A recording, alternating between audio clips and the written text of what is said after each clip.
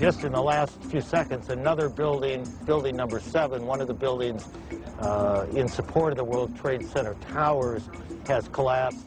World Trade 7, functioning as the command center for the complex, housed giant diesel backup and oxygen systems, the mayor's protected emergency bunker, and offices for the CIA, Secret Service, Department of Defense, and Securities and Exchange Commission. Its other tenants were insurance companies, brokerages, and banks. No plane hit Building 7, but at 5:20 p.m. on September 11th, it collapsed in a heap on the ground. Some damage to Building 7 is said to have been caused by debris from Tower 1. Though this New York Times article tells us Building 7 burned like a giant torch, the only visuals that exist are of unidentified smoke and a few small fires. Compare this to the wallops sustained by World Trade Center 3, 4, 5, and 6.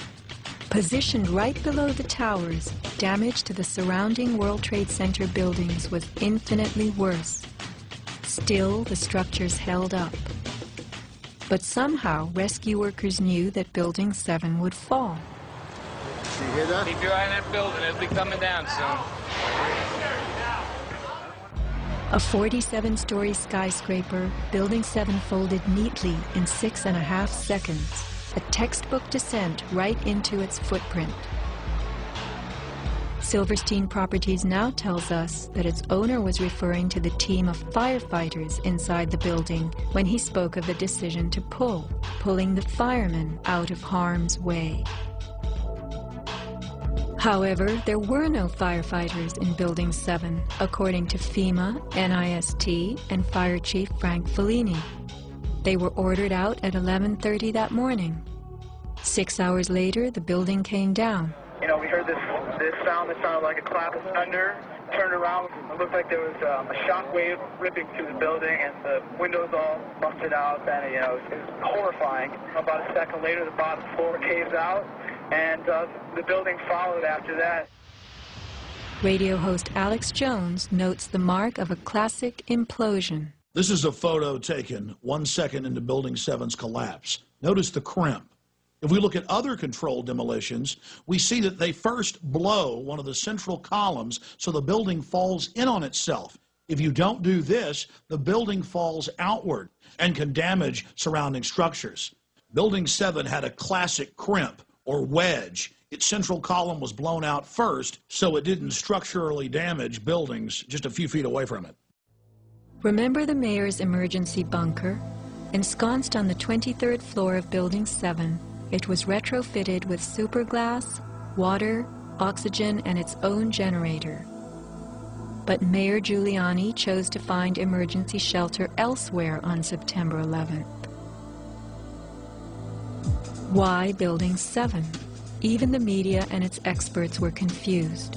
The History Channel interviews structural engineer Ramon Gil-Sans, who points out the obvious crimp and even speaks of the implosion. Engineers are not just focusing on the Twin Towers. The most disturbing structural event was not that the Twin Towers fell, but that Tower 7, ignited by flying debris, fell due to fire alone. Building 7 was a steel frame building, and is the first steel frame building that has collapsed due to fire. The failure of the building was an implosion, so it failed completely different than Towers 1 and 2, in which the floors failed first. Why Building 7? Let's ask the question again. As the WTC Command Center, was it the hub for the 9/11 plan? Also, in 6.5 seconds, lost forever were thousands of SEC case files on corporate fraud, including those relating to the notorious activities of giants WorldCom and Enron. A few indictments for stock fraud, but what of the $70 billion California electricity swindle? It disappeared.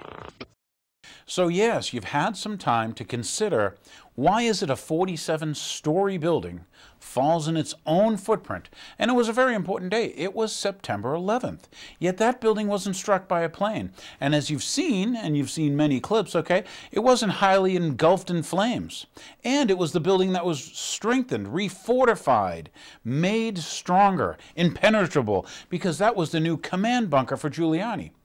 Now, why should you demand a new investigation? Why are the architects and engineers demanding a new investigation? Why are the family members demanding a new investigation? Not just because it's a post-9/11 world and they've sold you all these lies based on that false flag event, but let me throw some other ones at you.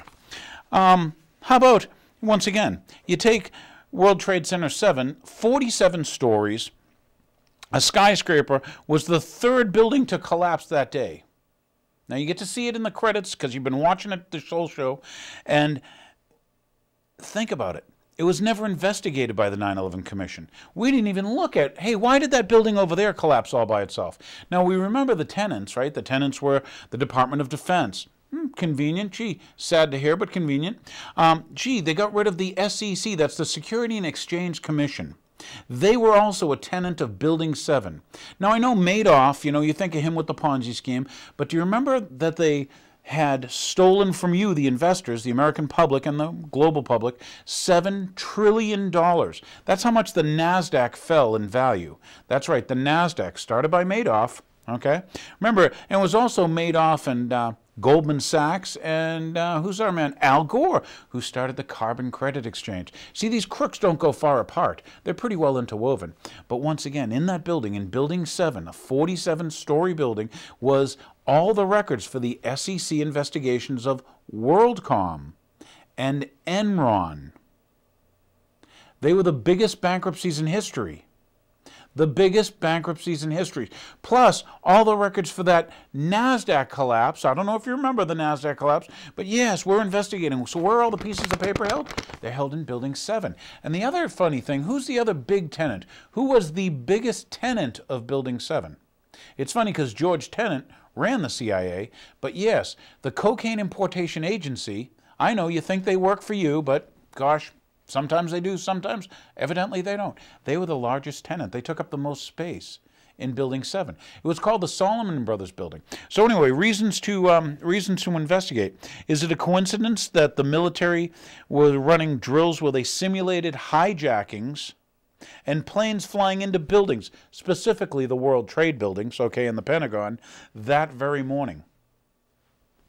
I know, you think it's just a coincidence. So if you were running a black ops drill, or, a false flag drill, what better way to conceal it but to have people actually running the drill scenario for you so you can say, hey, is this real or is it a test?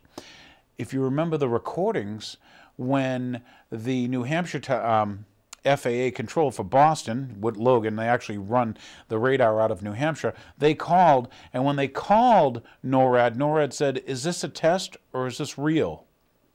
Because they were running drills that morning. But that, as you know, is just a coincidence.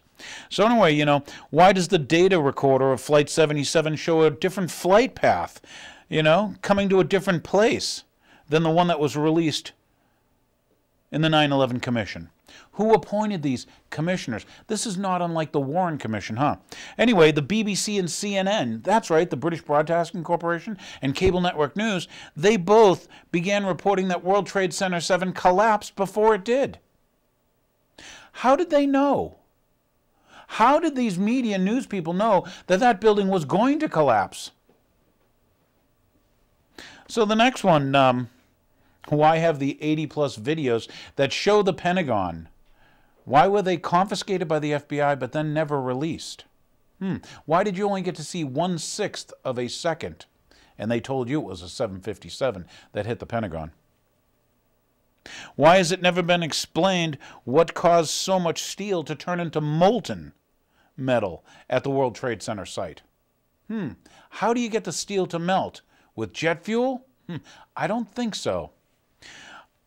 And also, what force pulverized the concrete in those buildings so much that it became a pyroclastic flow of just ash, when I say ash, powder. Concrete doesn't turn to powder by itself. And the planes, as you saw, didn't turn the concrete into powder.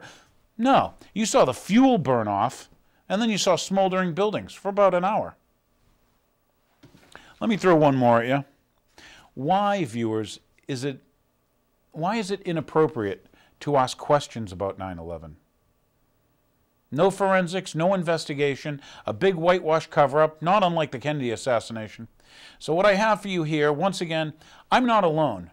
Why? Because there are 1,500 architects and engineers who agree with me that we were lied to, that we weren't told the truth about 9/11 and about those building collapses. So here's a little piece with the architects and engineers for 9/11 Truth.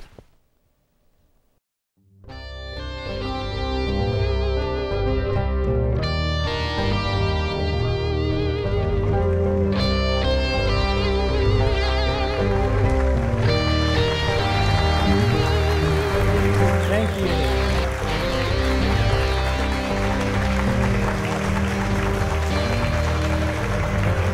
Thank you so much. My name is Richard Gage, AIA. I've been a practicing architect for 20 years, and I'm a member of the American Institute of Architects. Let's take a look at World Trade Center 7 now. It was 47 stories tall, what would have been the tallest building in 33 of our states. It was not hit by an airplane. Let's take a look at the evidence of World Trade Center 7 and see how it stacks up against the typical features of a controlled demolition, starting with, is there a sudden onset of destruction? Let's listen to this emergency word. We were watching the building actually because it was on fire. The bottom floors of the building were on fire, and you know, we heard this sound that sounded like a clap of thunder. Turned around, we were shocked to see that the building was, well, it looked like there was a shock wave ripping through the building, and the windows all busted out, and you know, it was horrifying. And then, you know, about a second later, the bottom floor caves out, and the building followed after that, and we saw the building crash down all the way to the ground. Do we have a straight down symmetrical collapse into the building's footprint? Let's listen to Dan Rather narrate this collapse for us as we take our first look at the collapse of Building 7. Now we go to videotape the collapse of this building.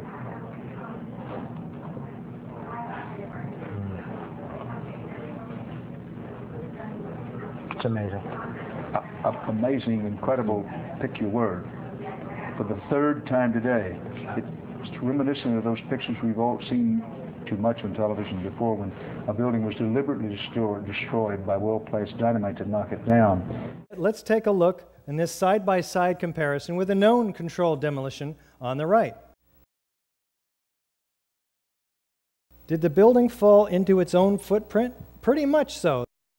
Do we have demolition waves? And how do these remove the column support? Well, here's a floor plan of Building 7. Now, to bring a building smoothly, symmetrically into its own footprint without falling over, what we have to do is remove the core columns, because what we want to do is bring the outside of the building in on itself. Now, this involves a high degree of precision that fire is not capable of. Do we have a free fall speed of collapse through the path of greatest resistance? You can see, second by second, the building gaining downward momentum. You can plot the drop distance on a graph of time, and it fits the free fall curve almost perfectly. What does this mean? That the columns had to have been removed, and removed virtually simultaneously on each floor, synchronistically timed, so the building had no resistance virtually on the way down. Do we have a total dismemberment of the steel structure? We had a 47-story skyscraper compressed to 4 stories. Do we have sounds of explosions, though? How about Kevin McPadden? This was a boom, and like you felt a rumble in the ground, like almost like you wanted to grab onto something. That, to me, I knew that was an explosion. There was no doubt in my mind. Do we have enormous clouds of pyroclastic smoke from the pulverized concrete? Watch the concrete entrained in the air, racing down every street in each direction at 35 miles an hour? Do we have pools of molten iron? Here is Building 7 at A and B, and here is the North Tower and the South Tower. These hot spots are 1,340 to 1,370 degrees. These are the temperatures of the hottest office fires.